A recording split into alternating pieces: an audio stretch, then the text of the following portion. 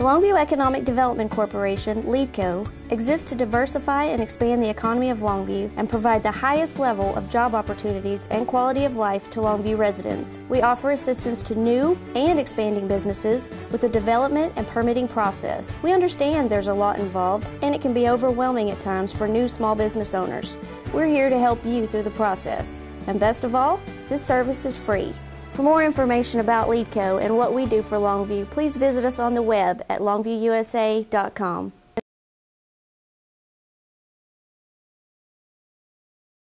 The Kilgore College Small Business Development Center provides potential and existing business owners with the practical assistance needed to survive, grow, and prosper. The SBDC can give you an extra advantage to succeed in the business world with free information concerning contracting with the government, international trade, locating customers and suppliers, and much, much more. The Business Information Center is a free resource available to assist you, the small business owner, with research and access to a wide range of professional, technical, and financial information. To schedule your free appointment,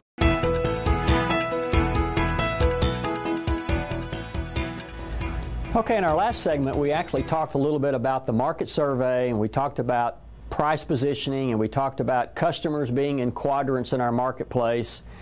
And you see at this chart where we left off that you have 4 different kinds of customers, DC, BA. You have 4 different kinds of businesses, DC, BA. And in our particular example, our example company is actually positioned in quadrant C. Now, I want to stay on this chart for a moment because I want all of you as companies to sort of think about whenever you went into business. One of the fatal errors that most everyone that does whenever they go into business is to think that they have got to be less expensive than their competition. So once again, they may look in the marketplace like this. They may do a survey. They may see that the lowest price guy is $50. The highest price guy is perhaps $130. But what they think is, in order to pull business from the A and B type of companies, they need to open their doors, they need to price position themselves into the C and D categories. Now, this is the fatal mistake, because the assumption is that consumers, the customers who are defined as A and B customers, are going to migrate down and buy from that less expensive company.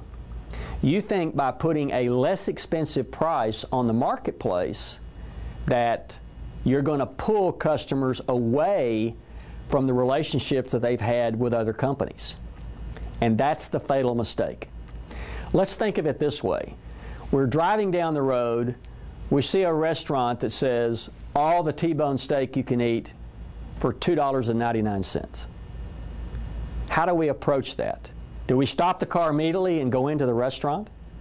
No, we probably take a look at it and say, wait a minute, that sounds too good to be true. There's no way that I could get good quality T-bone steak for $2.99, and therefore I don't go. I do not go.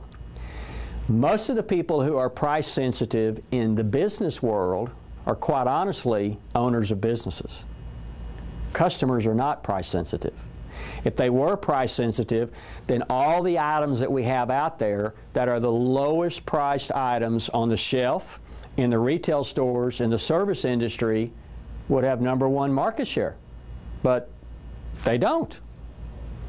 So in a particular marketplace, by going in and establishing yourself in a C or a D quadrant and thinking that customers are so price sensitive they're going to leave where they were going to come to your place of business is not true. What you are going to get, though, is that perhaps that segment of the population that to some degree are price sensitive. So they are going to force a lot of negotiation on you as far as your pricing strategy, and you're going to really have to manipulate your pricing a lot to make any money. So that's what we've got to be very, very careful of. We can't position ourselves like that, thinking that we're going to pull people away because of pricing, because that's really not why consumers shop. That's not why consumers go to certain places. They go for the package not the price. Let me show you a great example here. If you noticed on this particular chart, let's just say that this particular example that I used in this market was, let's say at this point in time, charging $85 for a particular product or service, and let's say their cost was $70. Then their actual profit would be about $15. So if we see that the profit on that particular product or service is $15 and they sold 100 of these, they would make $1,500. That would be a decent profit. However, look at the price strategy. If they were, for example, to increase that sale price from $85 to $95, number one, their cost does not change. The cost still remains the same. All we've done is increase the price. That's the beauty about being price sensitive. I can really increase the price or decrease the price. Has no effect on cost whatsoever. So if he increased the price $10, go from $85 to $95, the cost remains the same at $70.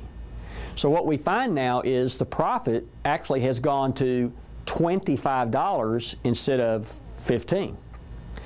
So what the chart actually shows is that I only need 60 customers now to achieve my overall profit of $1,500, not 100 customers at my old price.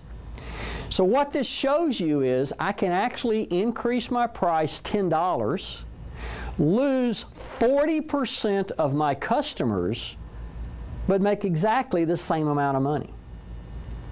And what we have found by examining out in the marketplace, probably about 7% of customers are what we really consider to be price sensitive. They get up every morning and they really focus on price and want to find the least expensive thing that they can possibly buy.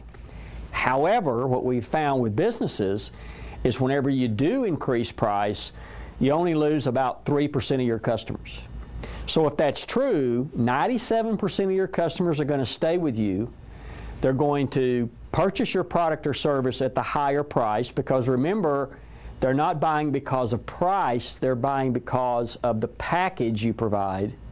So instead of making a profit of $1,500, instead of making a profit of $1,500, you're actually making a profit of $2,425.